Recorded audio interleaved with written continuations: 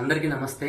ఈ మన జయ జయ హే తెలంగాణ అనే పాట మన తెలంగాణ కోసం అందశ్రీ అన్న రాసినటువంటి పాట సరిగ్గా సంవత్సరంన్నర క్రితం మన ప్రస్తుత సీఎం రేవంత్ రెడ్డి గారు, మన డిప్యూటీ సీఎం బట్టి విక్రమార్క గారి ఆధ్వర్యంలో ఒక అర్జెంట్ కార్యక్రమం జరిగినప్పుడు మన నాగరాజుల ద్వారా ఆ పాటకి సంగీతం చేయాలన్నప్పుడు అప్పటికప్పుడు అదే రోజు పొద్దున ఎర్లీ మార్నింగ్ చెప్పంగానే నా పనులను పక్కకెట్టుకొని అసలు ₹1 బడ్జెట్ కూడా లేకుండా, అసలు ₹1 కూడా ఆశించకుండా, అంటే మళ్ళీ ఎప్పుడైనా ఈ పాటను మళ్ళీ రికార్డింగ్ చేయాల్సి వస్తే నువ్వే చేయాలి, నీ యొక్క ఆధ్వర్యంలో చేస్తాం అని చెప్పి కొన్ని మాటలు చెప్పడం ద్వారా, ఆ పాట ఉన్నటువంటి గౌరవం ద్వారా, ఆ పాట రాసినటువంటి అందశ్రీ అన్న మీద ఉన్నటువంటి గౌరవం ద్వారా, నాగరాజు మీద ఉన్నటువంటి గౌరవం ద్వారా ఆ సమయంలో నా పనులు పక్కకు పెట్టుకొని అసలు ఎలాంటి ఏం ఆశించకుండా నేను అప్పటికప్పుడు ఒక 12 నుంచి 13 గంటలల్లా నేను ఆ పాటని కంపోజ్ చేసి మంచిగా ఒక మేల్ సింగర్, ఒక 8 మంది బృందగానం అమ్మాయిలు పెట్టి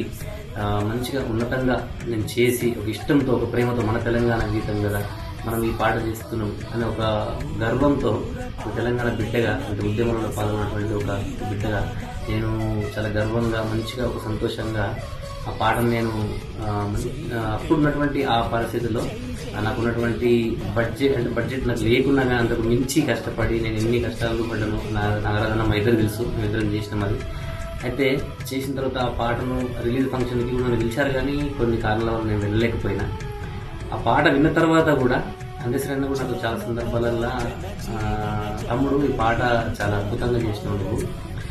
నేను మొట్టమొదలు రామకృష్ణ వాడిన పాటలో నాకు ఒక అమ్మాయిల గొంతు, అంటే ఒక సుశీలతో వాడించాలని నాకు ఉండే. అది నువ్వు నా ఆత్మను పట్టుకున్నావు, ఇందులో బృందగానం చేసి నువ్వు అద్భుతమైనటువంటి నా ఆలోచనని ఆవిష్కరించిన నువ్వు నా మనసును గెలిచిన తమ్ముడు.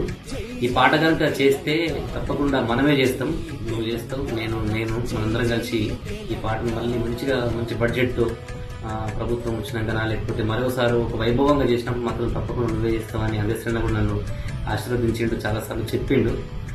ప్రభుత్వం వచ్చినాక కూడా ఒకసారి డిస్కషన్ కూడా జరిగినప్పుడు మనమే చేస్తాం, ఇట్లా ముఖ్యమంత్రి గారు కూడా చెప్తున్నా అనే మాటను నాకు చాలాసార్లు అందశ్రీ అన్న కావచ్చు, నాగరాజు అన్న కూడా మనం చేస్తాం అయితే చాలాసార్లు చెప్పడం వల్లనే నా లోపల, అంటే ఇప్పుడిప్పుడే అప్కమింగ్ మ్యూజిక్ డైరెక్టర్ కానీ, అప్కమింగ్ లిరిక్ లిరిసిస్ట్ ఏ కళాకారుడైనా ఇంత గొప్ప అవకాశం వస్తుందని ఎప్పుడు కూడా అనుకోలే. అంటే అప్పుడున్నటువంటి పరిస్థితులకు అంత తొందర అర్జెంట్ కావాలన్నప్పుడు అప్పుడేమో నేను చేసిన ఇవన్నీ ఏం ఆశించలే. కాకపోతే ఇప్పుడు అలాంటి సందర్భం వచ్చింది, ఇప్పుడు ఒక ప్రభుత్వం వచ్చింది, ఒక వైభవపేతంగా ఆ పాటని ఆవిష్కరించేటువంటి ఒక అవకాశం వచ్చినప్పుడు నాలాంటి ఒక చిన్న కంపోజర్కి అంత గొప్ప అవకాశం ఇస్తే అసలు ఆకాశం ఎత్తు సంబరపడతా. అసలు నేను నాలంటూ ఉంది ఎవరైనా నేనంటే సరే నేను ఆ పాటను చేసిన కాబట్టి నేను బాధపడుతున్నాను. నాకు వాళ్ళు చెప్పారు, అంటే నువ్వే చేయాలి, మళ్ళీ తర్వాత నువ్వే చేస్తామని కొన్ని ఆశలు చెప్పడం వల్ల నేను ఈ ఆవేదన చెప్తున్నా తప్ప ఎవరిని నిందించడం అని కాదు.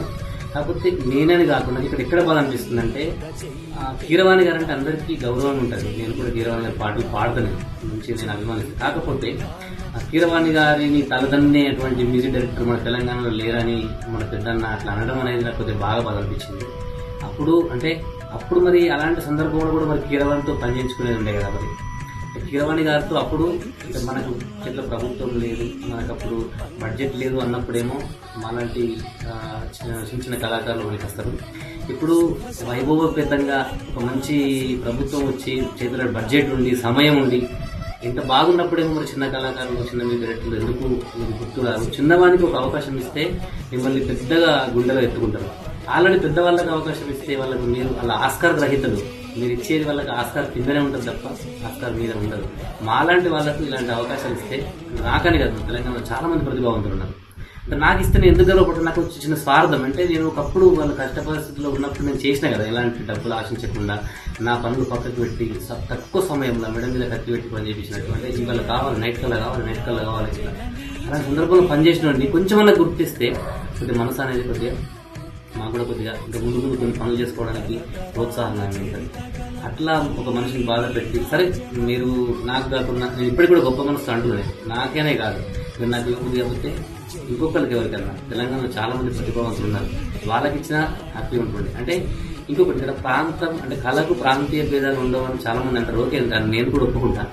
కానీ తెలంగాణ పాటను గతంలో బతుకమ్మ పాటను ఏఆర్ రెహమాన్ గారు చేసినప్పుడు తన అద్భుతమైనటువంటి కంపోజిషన్ చేసిండు, కానీ తెలంగాణ ప్రజలకు అది ఎక్కలేదు. ఎందుకు ఎక్కలేదంటే మన మట్టి వాసన, మనకున్నటువంటి ఆ పాటకు ఉన్నటువంటి ఆ స్పర్శ, అవన్నీ కూడా తెలియాలంటే అది మన ప్రాంతం. ఇప్పుడు మనం పోయి వేరే భాషలో ఒక పాట పడితే భాషను యాజ్ ఇట్ దించడం కానీ ప్రొనౌన్సియేషన్ అనేది మనకు సరిగా రాదు.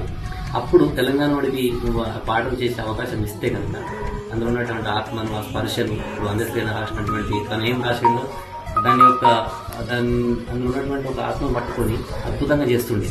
తెలంగాణ పాటకు వచ్చి పెద్ద ఒక 50 ఇన్స్ట్రుమెంట్స్ 70 ఇన్స్ట్రుమెంట్స్ పెట్టి బాంబే మిక్సింగ్, చెన్నై మిక్సింగ్ అవసరం లేదు నాకు తెలిసి. తెలంగాణ పాట అసలు ఆ పాటను అందరూ జనాలు ఎత్తుకున్నారు ఆల్రెడీ. అది అందశ్రీ అన్న వట్టిగా పాడినా కానీ దానికి బ్యాక్గ్రౌండ్ చిన్న ఒక ప్రోగ్రామ్ చిన్నగా చేసినా కానీ నడుస్తుంది ఆ పాట, ఎందుకంటే జనాలు ఎత్తుకున్నటువంటి పాట. దానికి పెద్ద మ్యూజిక్ డైరెక్టర్లు అవసరం లేదనేది నా అభిప్రాయం. అంటే తనకు కీరవాణి గారికి పెద్ద పెద్ద అవకాశాలు వచ్చినాయి కాబట్టి తను పెద్దోడు ఆయన. చిన్న చిన్న వాళ్ళకి మరి మీలాంటి మన ప్రాంతం వాళ్ళు మీరు అవకాశాలు ఇస్తే వీళ్ళు కూడా పెద్దోళ్ళు అవుతారు కదా. ఒక్కసారి కీర్తి దానికి ఒక పేరు కానీ ఒక అవకాశాలు ముందు మీరు మన ప్రభుత్వం మనల్ని గుర్తించకపోతే ఇంకెవరు గుర్తిస్తారు అనేది ఒక చిన్న బాధ నాకు, ఒక ఆవేదన. చిన్నోడు ఎప్పుడు చిన్నోడైనా ఉండకూడదు. అంటే బయటోడు వాళ్ళనే గుర్తించి మనోడు వాళ్ళనే గుర్తిస్తే ఇంకా చిన్నోడు మరి ఎదిగేది. ఇప్పుడు వాడికి కూడా ఉంటది కదా. అప్పుడు మరి కష్టకాలంలో మనకు అప్పటికప్పుడు వాడి పనులు వదిలిపెట్టుకొని అప్పటికప్పుడు నీకు బడ్జెట్ రూపాయి లేకున్నా వాడే ఇబ్బంది పడి అంత మందిని పెట్టి అప్పుడు అలాంటి అంత తక్కువ టైంలో ఆ బృందగానం చేయాలన్నటువంటి ఆలోచన చేసి అంత కష్టపడి తీసుకొని చేస్తే ఇప్పుడు మిగిలింది ఏముంది? కనీసం అదే మరి చేస్తామని మాటలు చెప్పి ఆశ పెట్టినటువంటి తర్వాత కూడా మరి కనీసం అసలు ఎవరిని మన తెలంగాణలో గుర్తించకుండా మరి కనీసం సరే కీరవాణి గారు చేస్తున్నారు, మరి మీరు సపోర్ట్ గా ఉండండి.